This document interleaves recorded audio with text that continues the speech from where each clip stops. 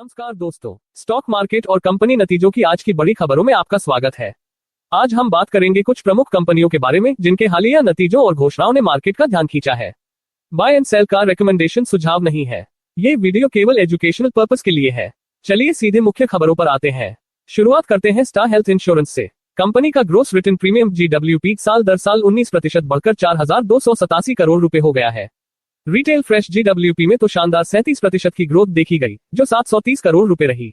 सबसे खास बात, कंपनी का कंबाइंड रेशियो CISR 98.7 से सुधरकर 97.0 हो गया है और अंडरराइटिंग प्रॉफिट साल दर साल 16 करोड़ रुपए से बढ़कर सीधे 111 करोड़ रुपए पर पहुंच गया है। अगली खबर है बोकृष्णा इंडस्ट्रीज से। कंपनी का Q1 नेट प्रॉफिट 56.4% उछलकर 451 करोड़ रुपए हो गया है। इसके पीछे 25% की रेवेन्यू ग्रोथ का बड़ा हाथ रहा। EBITDA भी 47% बढ़कर 744.4 करोड़ रुपए दर्ज किया गया। इसके साथ ही कंपनी ने अपने शेयर होल्डर्स के लिए 4 रुपए प्रति शेयर का इंटरिम डिविडेंड भी अनाउंस किया है, जिसकी रिकॉर्ड डेट 4 अगस्त 2026 तय की गई है।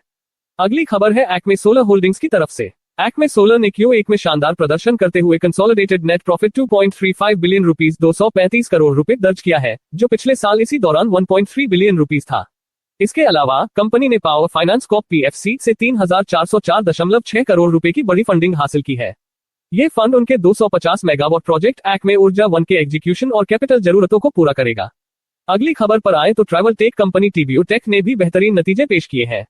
Q1 FY27 में कंपनी का gross total value of GTV 37% बढ़कर 11,154 करोड़ रुपए हो गया है, जिसमें ऑर्गेनिक GTV ग्रोथ 22% रही। एडजस्टेड EBITDA मार्जिन सुधरकर 18% पर आ गया है। कंपनी का कैश बैलेंस भी पिछली तिमाही कोक के मुकाबले 392 करोड़ रुपए बढ़कर अब 1,984 करोड़ रुपए हो गया है।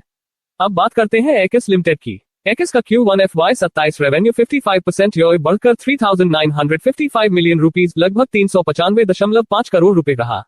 एरोस्पेस सेगमेंट के ऑर्डर्स 1 बिलियन रुपीस से अधिक के दर्ज किए गए, जिसमें कोक 13% की बढ़ोतरी हुई। हालांकि कंपनी को 532 मिलियन रुपीस का पदघाटा हुआ है, लेकिन इसमें तिमाही आधार पर सिक्वेंशियली काफी सुधार देखा गया है।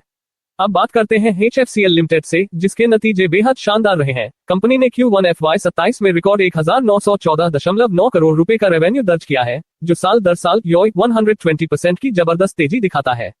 इस दौरान कंपनी का EBITDA मार्जिन 23.3% पर रहा। टेलीकॉम, डिफेंस और एरोस्पेस सेक्टर में विस्तार और 26,665 करोड़ रुपए के मजबूत ऑर्डर बुक के दम पर कंपनी ने FY27 में 40% रेवेन्यू ग्रोथ हासिल करने का लक्ष्य रखा है। अगली बड़ी खबर MTAR टेक्नोलॉजीज से है। कंपनी का Q1 नेट प्रॉफिट पिछले साल के 10.8 करोड़ रुपए से 364% उछलकर 50.2 करोड़ रुपए पर पहुंच गया है। कंपनी का रेवेन्यू बढ़कर 360 करोड़ रुपए और EBITDA 85 करोड़ रुपए रहा, जबकि मार्जिन सुधरकर 23.5% हो गया है। अगली कंपनी है रेडिंगटन, जिसने मजबूत रेवेन्यू ग्रोथ दिखाई है। रेडिंगटन का Q1 मुनाफा 76.6% की छलांग के साथ 486 करोड़ रुपए हो गया है और इसका रेवेन्यू 34.6% बढ़कर 34,922 करोड़ रुपए पर पहुंच गया है। कंपनी का EBITDA 76.8% बढ़कर 708 करोड़ रुपए दर्ज किया गया और मार्जिन भी 1.5% से बढ़कर 2% हो गया है। अगली खबर वेदांता आयरन और स्टील से जुड़ी है। कंपनी ने Q1 में 121 करोड़ रुपए का नेट प्रॉफिट दर्ज किया है और सबसे बड़ी बात यह है कि कंपनी ने पिछले साल के 1,939 करोड़ रुपए के भारी नुकसान से उबरकर यह मुनाफा कमाया है। हालांकि रेवेन्यू 5.2% घटकर 3,662 करोड़ रुपए और EBITDA 8.1% घटकर 508 करोड़ रुपए 14% मार्जिन के साथ रहा है। अब बात करते हैं रिन्यूएबल और बैंकिंग सेक्टर की दो दिग्गज कंपनियों की। वारी एनर्जीज का Q1 नेट प्रॉफिट 14.1% बढ़कर 850 करोड़ रुपए और रेवेन्यू 79.2% बढ़कर 7,932 करोड़ रुपए हो गया है।